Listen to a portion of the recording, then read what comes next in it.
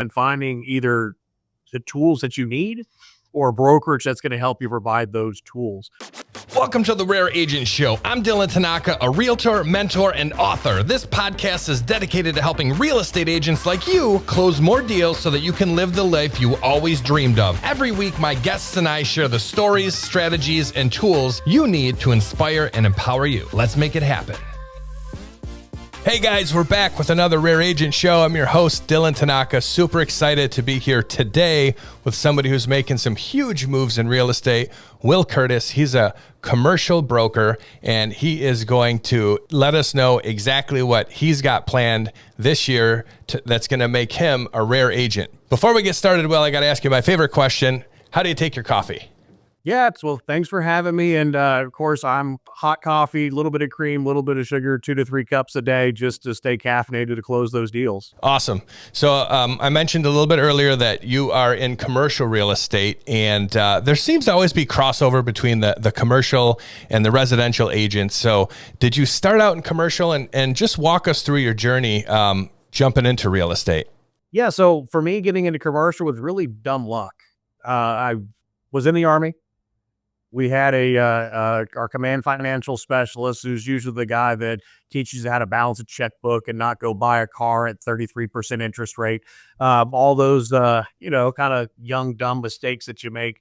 Sat down and put on a very rich dad, poor dad-esque, here's how to invest in real estate, and sat down and was telling us that he, as an E6 with, 20 plus years of military service, was making more than what he was as a soldier. And me being a young private making little to no money, I was like, well, this guy is not brilliant. He's not anything special. He was a normal guy and was doing well. I was like, well, maybe I could do that same thing. And that's what kind of got me interested in it. And as the military changed the GI Bill, but now we're going to pay me to go to school. I was like, well, if I went and got a degree in real estate, I'll be the smartest house flipper there ever was. And I never flipped a house, so maybe I am the smartest one. Who knows? But I got in a degree program, found a fraternity brother who had a small family-run office that was investing in commercial assets, and he needed somebody to answer the phones. And, poor college kids. So sure, started answering phones, and next thing you know, I started moving into doing commercial property management, leasing, and all that. Early on, I did a little bit of residential sales. I kind of chased anything and everything that was shiny. I had a small apartment locating business as well, which was disastrous because it's a little hard to get them to pay. But I did residential for maybe 2 transactions, and I think I showed a family 45 houses. Just nothing worked right. And finally, we found the house they wanted. And the wife of the family, she turned around, she goes, I like everything about the house except for the color that's being painted. I'm like, I'll come in on Saturday and I'll paint the stupid thing. I don't care at this point. And she said, no, I've seen this. The juju of the house is off. I can't buy this house. We'll have to find another one. And at that point, I was like, this isn't for me. Residential is absolutely not for me. And that's when I started kind of gearing down and focusing on the commercial side of it. A little bit more so, and kind of starting in property and asset management and then moving into more of a traditional brokerage role. Gotcha. Yeah, it's a different journey than I hear from a lot of commercial agents. First of all, I want to thank you from myself, the whole Rare Agent Nation, all of our listeners and watchers for your service. If it wasn't for guys and the ladies like you in this country, we wouldn't be sitting here doing a podcast like this. So true appreciation from us to you. And, talking about the different ways that you can do real estate. It's funny because I've got a good friend and he talks about when you get started in real estate, whether that's investing, whether that's house flipping, could be commercial, like you said, underwriting apartment buildings. It's not always the thing, but it seems to be the thing that gets you to the thing. And Rich Dad, Poor Dad is probably, one of the most inspirational books for entrepreneurs over the last 25, 30 years, because it's just helped so many people open their eyes, not something that they typically teach us in regular school, right? And hopefully from our generations down, we're teaching our kids to think a little bit differently if that's what fits for them. But that's cool. There's a big difference, I think, between residential and commercial, and there's still a lot of similarities. So I think getting started in commercial is definitely more difficult than residential. because there's just less of it around. So what were the biggest challenges that you faced when you first got started? I think for me, the biggest challenge I had was really picking a specialty and trying to figure out what I really wanted to do. And a lot of times, a lot of commercial agents will still become generalists. And the downside of becoming a generalist in a large market is that you know enough, but you're not really an expert. So then you start losing out to those who really are experts, those who can sit down and tell you backwards and forwards what's happening here or there. And I think it's sometimes a huge misconception is that, oh, I can do commercial and it's everything. Uh, I've done more than $1 billion in transactions. I'm an instructor for CCIM, for IRM degrees, teach at college. On paper, I should be able to do every bit of commercial. I couldn't sell a hotel if I needed to. I don't know the first steps. And I think most people don't look at it that way. Commercial's commercial, but honestly, retail versus multifamily, it's different. Office is different. And I think wasn't until I really sat down and started focusing, that's where I actually started getting good at my craft, understood what was going on, understood how buildings operated. And it wasn't until I finally found that specialization that I actually found that I could be good. And then I slowly branched out into other things from there. But it was finding that initial where to start. And even for me, most of it was a medical office. And very quickly, I realized that me and doctors don't get along. So probably wasn't the best client fit for me. And I shifted some of that business now to working in with hospital systems rather than individual doctors. So you have areas to move, but it's not until you find that specialization that you really kind of jump ahead and find success. Yeah, I think that's a big difference between residential and commercial is being a specialist or having a niche focus. Personally, I have my own specialty working mostly with investors coming from the investing world for so many years. And like you said, it's very difficult to be everything to everyone, particularly in commercial. So we've got a lot of residential agents in our community. A lot of them also invest in real estate. A lot of them have also done multi-unit, maybe not like 5 or 1,000 or 2,000 unit projects, but well over 50 to 100. What would you say for a retail residential agent who is kind of getting pulled into that commercial world? What would your advice be for them just getting going? So I think having realistic expectations is the very, very first thing. We generally coach our new agents when they come in is that if you are focused on commercial full-time and be a full-time commercial practitioner, that's a 2-year journey before you start making decent money. And if you have a residential business, you're trying to do both, that may be a 3 or 4-year journey until you can truly replace that residential business and move full-time into commercial. And I think a lot of folks don't realize that's the case. Part of it is your first 6 months, even doing full-time, your first 6 months is lead generating.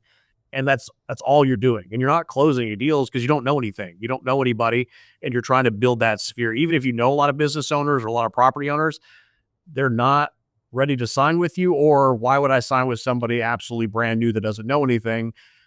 It's not like in residential where, well, that's my cousin. I'm going to use my cousin because that's family. This is sometimes, hundreds, if not 100,000s, if not millions of dollars that I'm not going to trust my cousin. I'm going to trust somebody who knows what they're doing. And that dynamic is very different. From there, I think it's really education and mentorship. There are a lot of brokerages out there who do commercial, but they don't really train, they don't mentor, they don't do all those aspects. And I think once you sit down and really dive into the education, a lot of brokerage will have some education, and that's great. You've got organizations like your Realtor Association likely has some type of training for commercial agents, which is a good start. Then you've got folks like CCIM and those that are out there that offer some of this education that really can dive in. One of the new things CCIM rolled out within the last year or so is this Introduction to Commercial Real Estate certificate. It's a 40-hour set of course where there's about 3 days of it is fully, you have to follow these steps. So it's negotiations, it's principles of commercial real estate. And then you get to pick specializations after that. So if you want to dive into medical office, they've got a class on medical office. You want to dive into underwriting, I've got a class that deep dives into underwriting.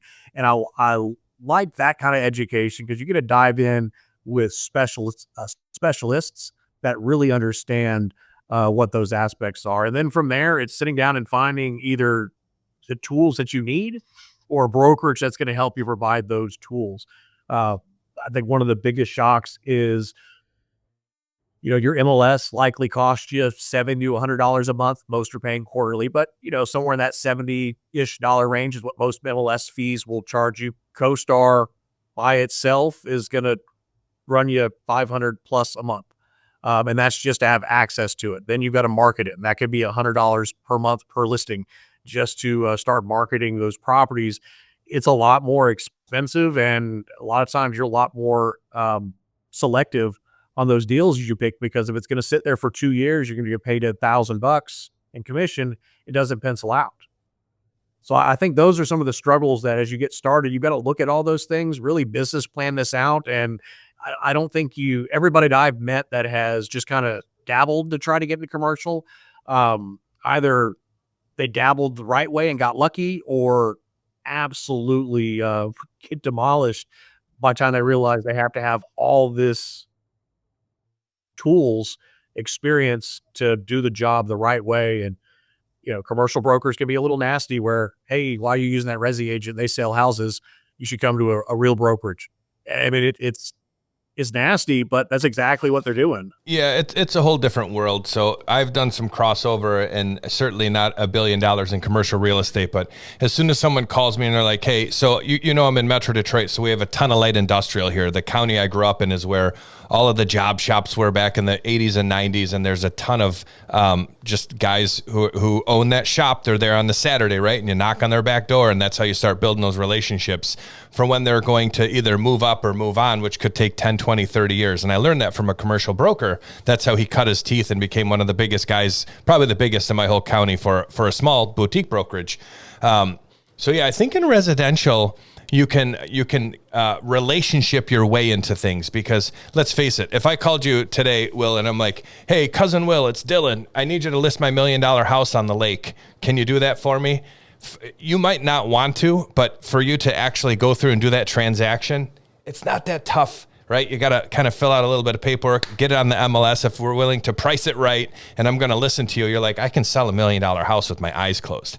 Now for me to sell $1 million building that's light industrial, and you've got to have all these different crazy things happening, and they got cranes and they got all this other stuff that you know about.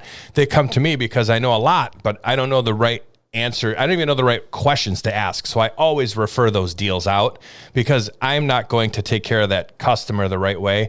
If it's a tear down building, it's a different story. But to be specialized, you really need to know your craft. So I think that's a big difference between you guys in commercial and residential agents. But what would you say, what skills do you think can cross over if you are a successful or semi-successful residential agent and you're serious about getting into commercial? Yeah, I think what residential agents do 1,000 times better than some of the best commercial agents.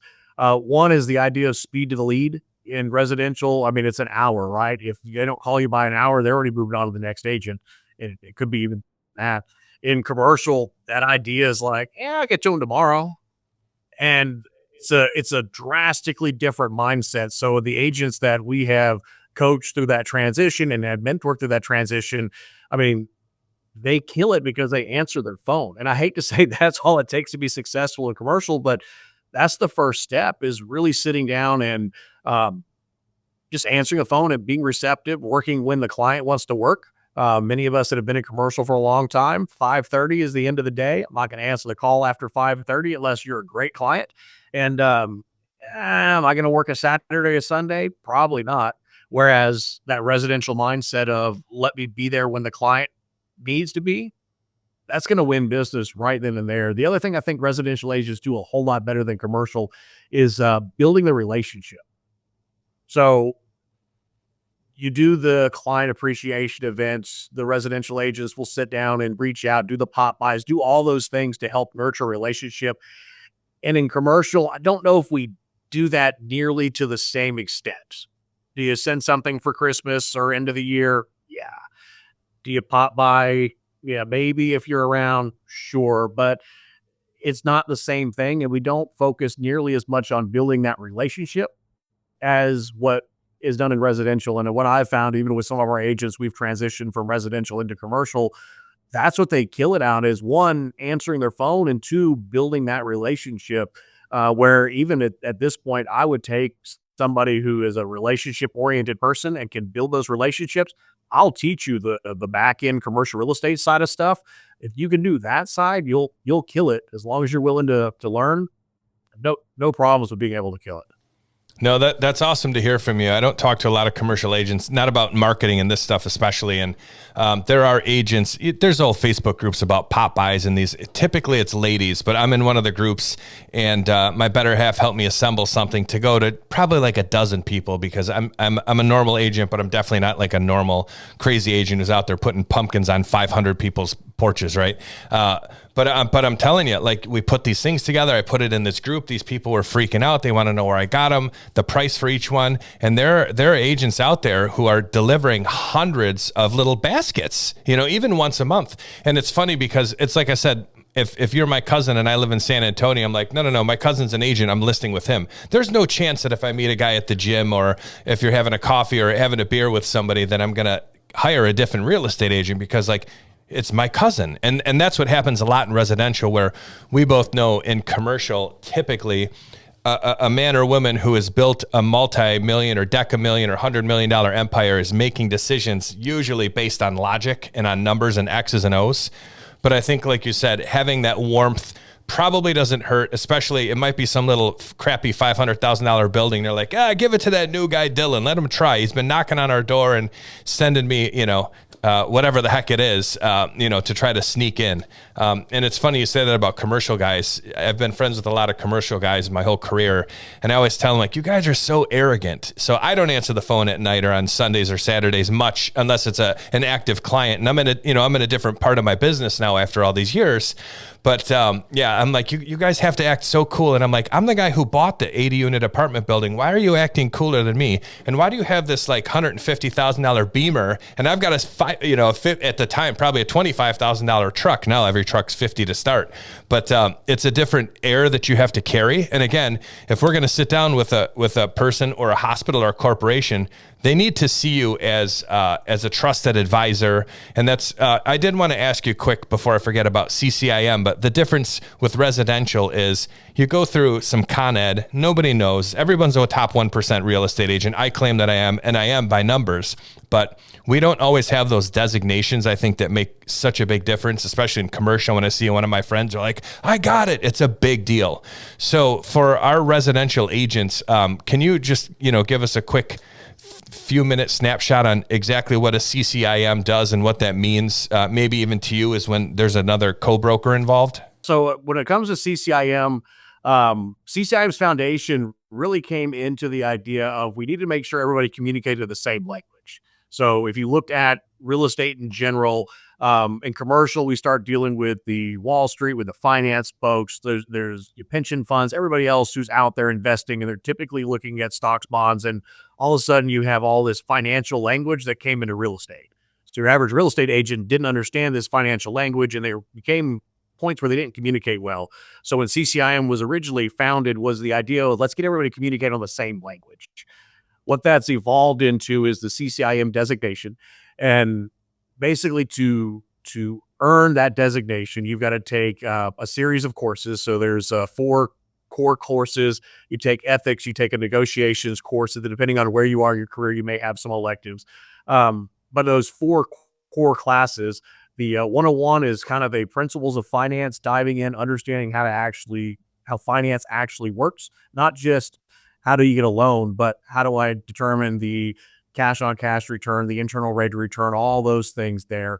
The 102 course, which is one of the ones that I'm an instructor for, that 102 course is diving into looking at market data and demographics. So if I buy this property here, will the demographics shift in a way that is going to be more in demand than it was? Or what is happening with the city's growth, and understanding those kind of skills to see if I invest in a property, is this going to be profitable long-term based off of what those demographic perceptions are going to be doing?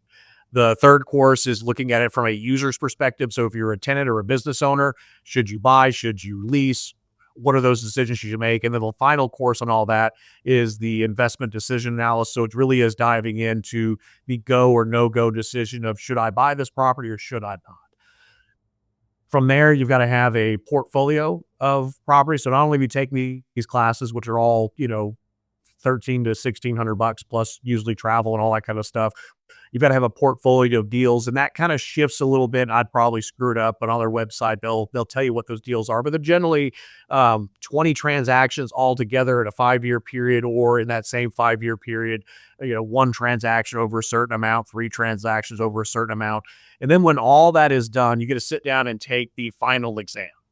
That final exam is a 6-hour exam where you are going through everything you had those first 4 classes, and then sitting down and taking it as well. My mind was absolutely jello by the end of it. Like there was nothing left. If I had to take the exam the next day, if I didn't pass the first time, there's no way I think I would have been mentally prepared to do it. So as you go through there, then at that point you have earned the CCIM, and the advantage of CCIM is generally it's looked at as kind of the PhD of commercial real estate. It's the designation that you can go out and earn, and that kind of instantly gives you credibility. And it's not just brokers; it's your property managers can earn it, your appraisers, your lenders. But the nice thing is that it builds a nice community of individuals that are all doing different aspects of real estate, and we all communicate on that same language. So as I go and work with other CCIM, I understand they're going to understand things at a different level than what your average agent may or may not. And even being young in the industry, when I came in, I was 26 and I was losing deals to the gray heads that had been doing it forever. As soon as I had my CCIM, I noticed I started getting the interviews more often because I had something that said, I actually do something. Now, I didn't mean I won every one of those, but I at least got in the room to interview, where before I wasn't getting those same interviews. And ultimately that's what has been on the somebody had put it this way, and I like and dislike it, is that CCIM is like a fraternity. You get in there, you build the relationships, you get hazed through math and not through, things that fraternity haze you on, but you go through that whole process. And then as you build it, you now have connections all over. Where I was looking at a development deal just a few months ago, and they were doing all sorts of things that I wasn't familiar with. Very quickly, I was able to pick up the phone and call a buddy out of Louisiana who does this kind of development and say, hey, walk me through this. This makes sense. And next time we're at conference, I owe you a drink or two. All right, it's cool. Yeah, that's fine. And that relationship being built, we refer business back and forth. It's trusted. And even when I get stumped on something, I know who to call to help me out. It's been probably one of the better things I've done in my career is being involved with CCIM, especially on the brokerage side of my business. CCIM has absolutely been a game changer for me. That's an awesome explanation, Will. I've never had it explained like that. Typically, I've probably never asked the question that way either, but typically the guys I know are like, it means I know what I'm doing. And this is kind of in jest. And I've always been, so I've had my real estate license since 2009. I've been flipping since 2003. I've always been an advocate for having your license.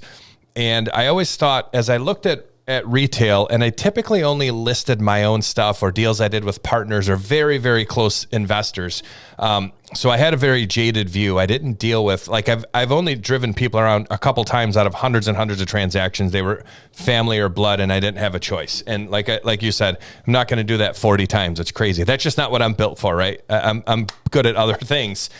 But I was always like surprised and thought that there could be more in the residential industry. For one, if they made it a little bit harder to get your license. For two, when I became a broker, I went through the GRI course. I don't know if you're familiar with that, but it's called Graduate of Realtors Institute. The old guys that brought me up in the business were like, this is it's not the CCIM of retail, but it basically is the CCIM of residential, because I think it took like 2.5 times as long to get my broker's license, which made absolutely no difference. Most times now, the other agent on the other side doesn't care that I'm a broker. They definitely don't even know what a GRI is anymore.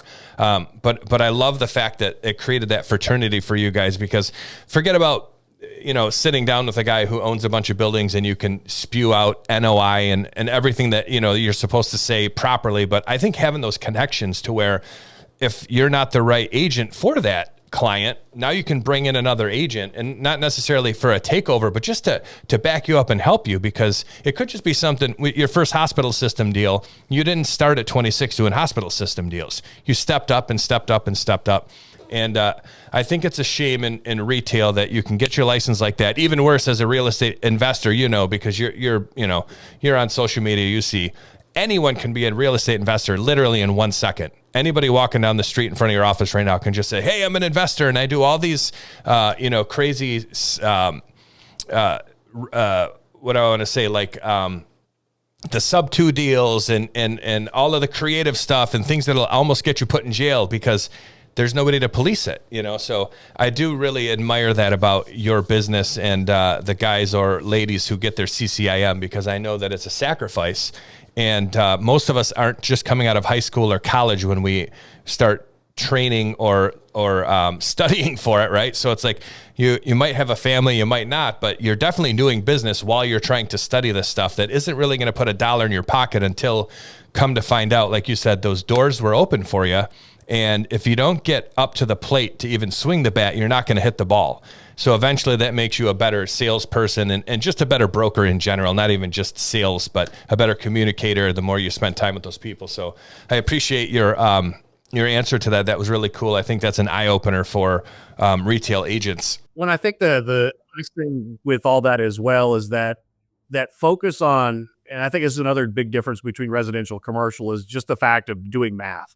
And to be truly successful at commercial, you've got to understand the math. And mind you, I was an Army guy, right? We're not known for math, right? We're kind of big hammer, big smash. And if it doesn't smash the first time, you get a bigger hammer. And when I went back to do my undergrad, I didn't take remedial math. I took the remedial math where I colored in the duckies the farmer had, right? Math was not my thing. It was after practice and repetition and going through these trainings, going through this class, going through CCIM, doing these deals on a regular basis, you start understanding how the numbers really, really do make sense. Where I had a deal, and I was so proud of myself for getting this thing across the table, was that I found out the owner was getting ready to sell the property, and he didn't like the lease deal that we were putting in. He didn't want to put that much tenant improvement allowance into the deal. It didn't make sense for him on paper. Honestly, he lost money on paper for that deal, for that lease. And I just flipped the script and I said, well, if you put them in here, you're making a $20,000 investment. And if you sell your property in the next 3 to 6 months, like you hope to do, that $20,000 turns into $280,000 based off of your sales price. So if you sign the lease today, in the next handful of months, you're going to make $280,000 more because we put this tenant in there. And he's like, wait, is that right? And he looked at his broker, and his broker's like, I don't understand that math. Walk me through that. So here I am in the middle of the discussion on their whiteboard, their conference room, going, hey, here's how this works. Walk through it. And they're like, oh, yeah, this makes a whole lot of sense. And they signed the deal, but it's because you understood how the math played. And I mean, ultimately, CCIM is what taught me how to kind of walk through and do those things, and how to get creative to pitch a deal differently and make the math work on. It didn't work on a lease, but it worked at it when you were looking at the sale. That makes such a huge difference. Again, I haven't sold a ton of commercial, but I've done lots and subdivisions and crazy things, a little bit more outside of typical residential. And I'm a numbers guy by nature, so I'm a little bit lucky that way. So extrapolating that stuff out, I'm doing it like right now as we're talking, I'm thinking about your deal. But it probably won't shock you, but something that kills me, and I actually train agents on this, they don't know how to do a net sheet. So I'm sure you follow like what we call a net sheet. Is just I'm sitting down with your aunt and uncle. I'm going to list their house. They're like, okay, Dylan, we like all your stuff and your little iPad and your whiz bang pop buys, right? And the pumpkin at Halloween. But how much are we going to walk away with? And I'm telling you, these guys cannot back of the napkin calculate. You can do it right now. You're like, all right, if they're paying 6, there's typically probably 3 or less in other closing costs on a residential deal. So you guys are like going to be at 9%, in junk, maybe 10, but it's probably more like 7 or 8 and a quarter. And I have so many friends in the business who are uber successful, and they're calling the title company saying, what are closing costs going to be? And this is before like a file's open. You know how title companies like to work up numbers for fun. And it's like, you got to know your job. But again, this goes back like to training. If you're with a boutique brokerage, I think it helps if you have the right broker or the right managers in there or mentors. If you're with a big place, if they've got good training, it helps. But for the most part, If you don't know how to sit down and explain a purchase agreement line by line, word for word, even in residential, and this comes from my investing days, then you're going to lose because you're not taking your business serious. And had you not picked up that dry erase marker and started being a giver and explaining things and not being, cocky and rude in there, you might not have closed that deal. And that deal may have led to, who knows, many, many more deals. And it's just the right attitude to take. So again, I think that's really just goes back to basic business that a lot of us are missing in the real estate world. So hopefully our listeners and watchers are paying attention to that, because it's not easy, but it's simple, right? So a lot of retail agents fall into those situations where they could get involved in a commercial deal, but like we talked about, we're probably not the right person for that. So typically, how does that work? I know it's different everywhere, but if I came to you and I said, hey, I've got these people, they want to buy this warehouse. I don't know what I'm doing. Or the hospital system, since that's your specialty. I've got this plot and I've got this hospital system. I don't know what to do.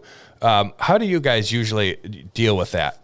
It's going to vary by agent, right? Some agents are absolutely, they don't want to co-broke. They don't want to do anything together. They want to kind of be that lone wolf. And for them, it's probably going to be just strictly hey, I'll pay you a referral when the whole thing's done. I'll call you when it's done. Others may be a little bit more open to kind of partnering and coaching and kind of helping on that side. If you're at different brokerages, that can cause a little bit of interest or liability on who's actually holding it, who's calling the cards. There could be some interest in those things as well, or some interesting things as those things kind of come through. So some brokerages will allow, some won't. But ultimately, at the end of the day, you got to make sure from a commercial perspective. I kind of go back and forth when I get a residential agent saying, I got a commercial deal for you. One, is it something in my specialty? Because again, the idea is all commercials the same, but you bring me a gas station. Well, that's not me. I'm going to send you somebody who knows gas stations. But if you bring me a medical office deal, the other thing I'm going to look at too is, okay, if it's, 500 square feet for a year, I'm going to make all of tens of dollars on that deal. It doesn't make sense, where sometimes from the residential perspective, it's a commercial deal. You got to pay a ton. Well, no, I've been paid $18 on a commission, for a commercial deal. Like it, some of them are small, and you do them because it's a favor. You do it because it's it's a additional transaction on top of another one. I mean, there's reasons to take them, but a lot of times it's making sure the deals that you have are qualified, and it's somebody who is legit. I think that's one of the things that a lot of residential agents have to look at as well, is that if they've got the deal, if they're going to refer it off, make sure it's good quality and they're good business owner or good investor in that case. And then if you want to sit down, build the relationship beforehand. I think a lot of times you pick the first person that's willing to work with you, and then you find out it's just a terrible process. So as you're finding that mentor, you're finding that person that you may want to work deals with, you should start building those relationships early on. I coach and mentor a lot of agents. There's some that I just don't like them. And it's not that I'm a mean or they're terrible people. We just don't get along, and it's probably not going to be a good fit for us to work together, and you should work with somebody else. And I think that's the ultimate thing, is I've got certain agents that I love working with and will absolutely partner and do all that. Other agents where you're either going to refer the whole thing to me, or you should call so-and-so. And I think it's building that relationship early on, because there's a lot of moving parts. And once you get those moving parts kind of going and everybody understands what they are, then, that's the best way to kind of start moving in. And if you're trying to add commercial to your business, shadowing is great. I've got no problem with somebody wanting to be the face of the transaction. They're kind of the relationship.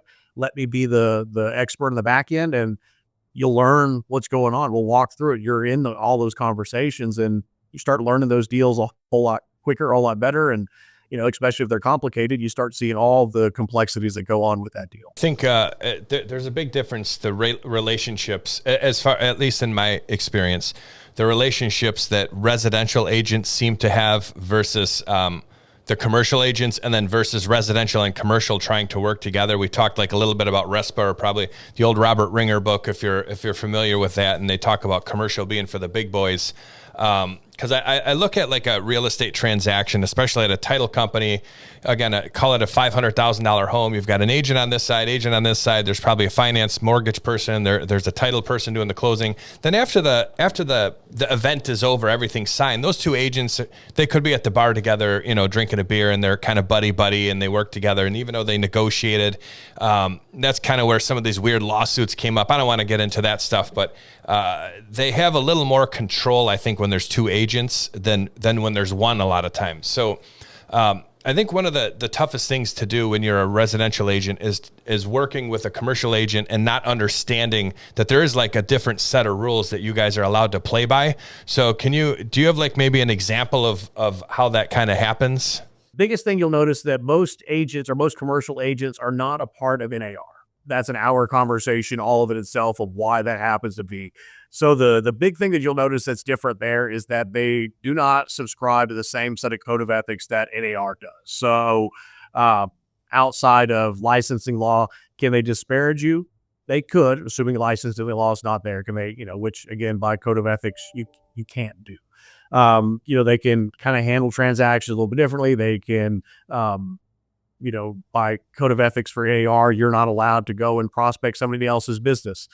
In commercial, that's not a thing. You can't get to the point of tortious interference, basically jumping in the middle of their contract and tearing up the contract. But can you bid somebody else's stuff? Absolutely. And those are the kind of things that you start seeing happening very differently. And what I find interesting is some of these non-NAR agents know the code of ethics better than what actual realtors that are NAR members know it. So when you go do the same thing back to them, they're the one that files the ethics complaint against you because you're not playing by your rules. And I think it's something that from NAR, I think it's something we need to work on and help educate and do those things there. But absolutely, there are ethical things that are prohibited by code of ethics versus on the commercial side. Even when it comes to the legal side, working with clients, most states will say that commercial is going to be more of a buyer beware, that you should have more education or more knowledge than the residential buyer, and therefore you're not nearly as protected.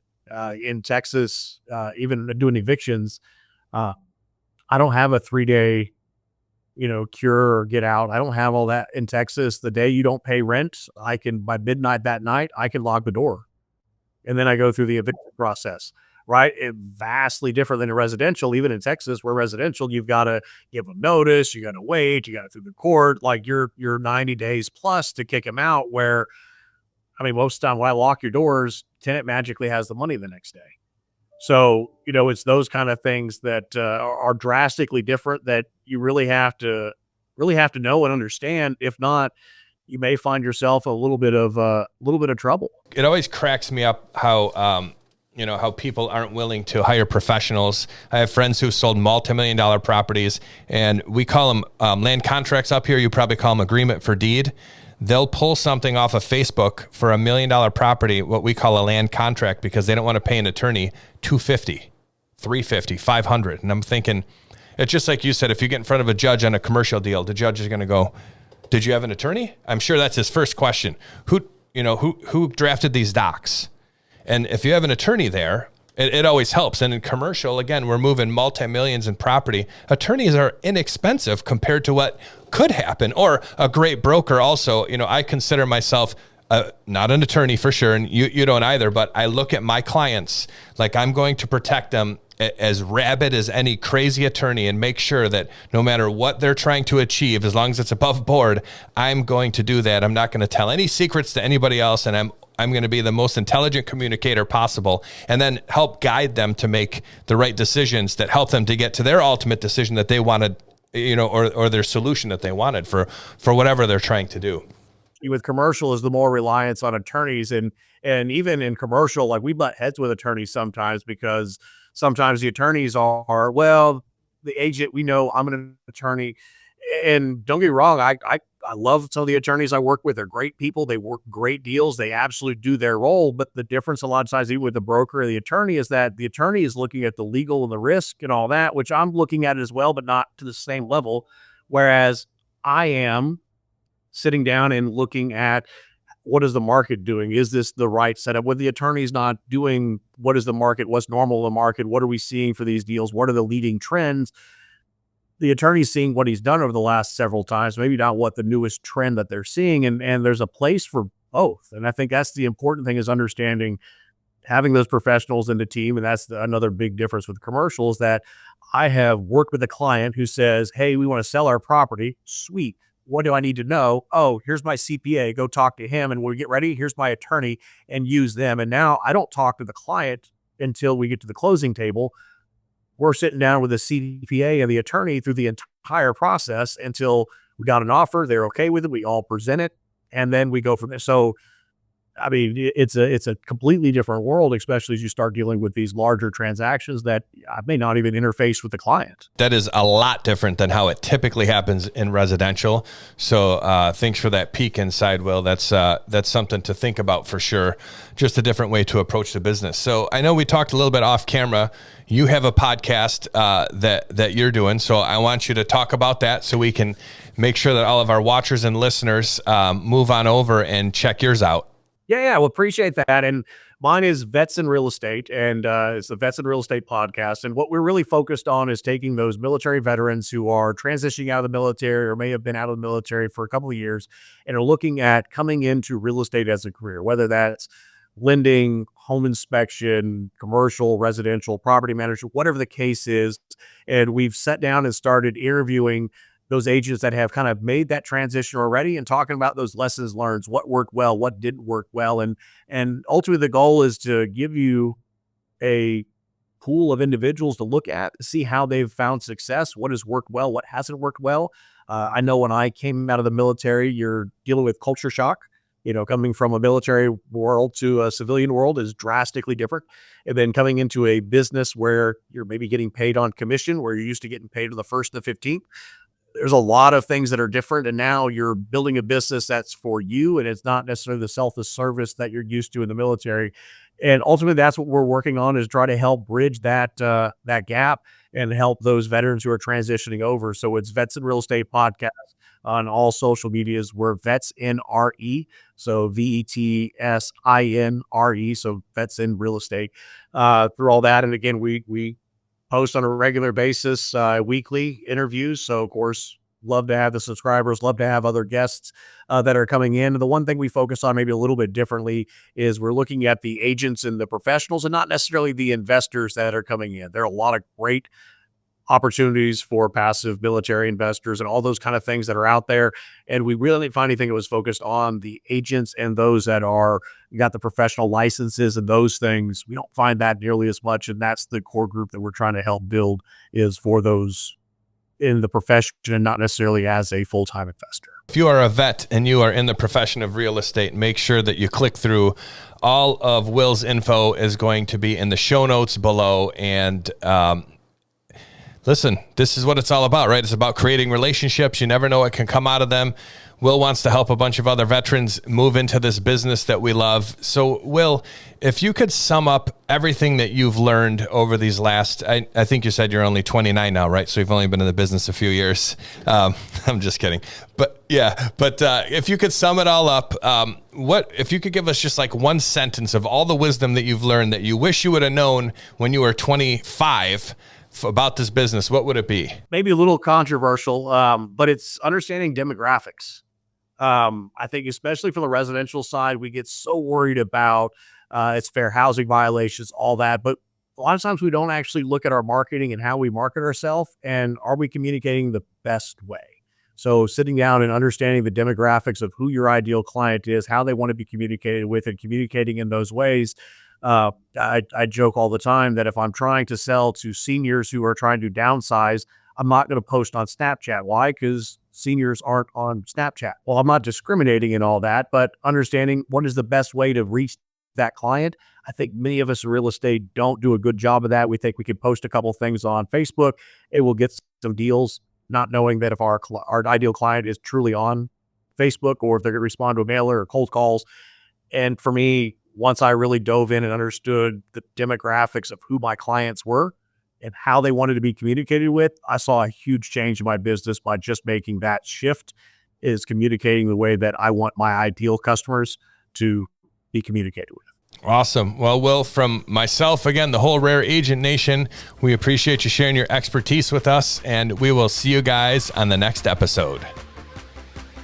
Thanks for listening to the Rare Agent Show. I hope you got as much value out of this episode as I loved bringing it to you. If you're ready for more, make sure to subscribe so you don't miss a single episode. And don't forget to join our free Facebook group, Closings from Leads. It's a community where agents like you are connecting, sharing strategies, and getting exclusive resources to close more deals. You can find the link in the show notes. I can't wait to see you there. Until next time, keep it rare and keep it real.